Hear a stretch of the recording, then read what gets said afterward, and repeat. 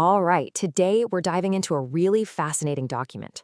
It's a formal notice that was sent directly to the IRS, and it makes a pretty bold and, you could say, unusual claim about the very money in our wallets. This thing isn't a request either. It's a demand.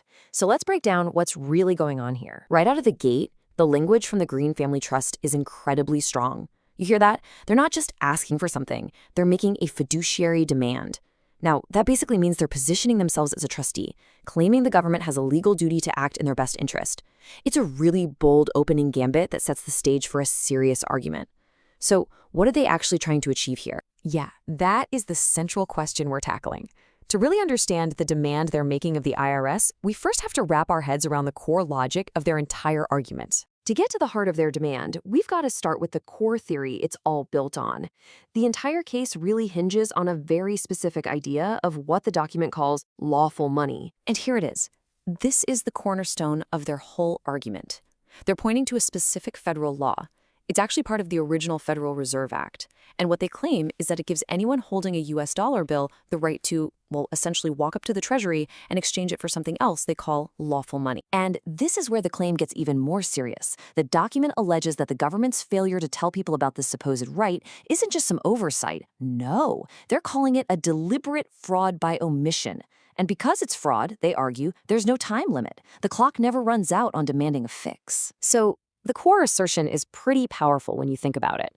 This right was never legally repealed or taken away. It was just hidden. And the logic that follows is, if you just now discover something that was wrongfully concealed from you, you can demand it back at any time. So how do they even try to back this up? Well, the document goes a step further and actually reinterprets some key moments in U.S. monetary history to argue that this right was never broken. So the notice kind of constructs its own historical narrative here. It all starts in 1913 with the creation of the right. Then it jumps to the 1933 banking crisis, arguing that even when FDR restricted gold ownership, the actual law allowing for this lawful money redemption was never officially repealed. The key claim they're making is that this creates an unbroken chain of rights that leads all the way to today. So if lawful money isn't gold anymore, what is it? Well, the notice has a pretty surprising answer: special drawing rights, or SDRs. The easiest way to think of SDRs is kind of like a special international currency, an asset that was created by the IMF that the U.S. Treasury holds on its books. The document claims these SDRs are the modern-day equivalent of gold and can be used to pay out these redemption demands. Okay, so with that entire legal and historical argument laid out, what does the notice actually demand from the IRS?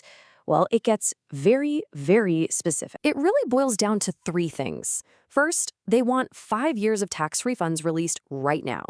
Second, they want any interest they might be owed for the delay. But it's that third demand that's the really big one.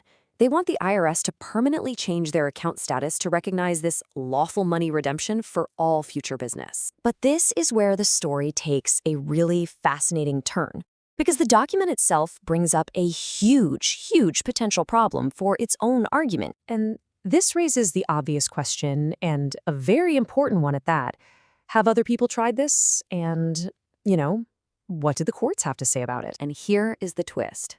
The document openly admits that U.S. courts have consistently shot these exact arguments down. It's totally upfront about it. It even cites a specific case, acknowledging that every time someone has tried to sue to get gold or silver for their dollars, they've lost. This table just lays out that core conflict perfectly.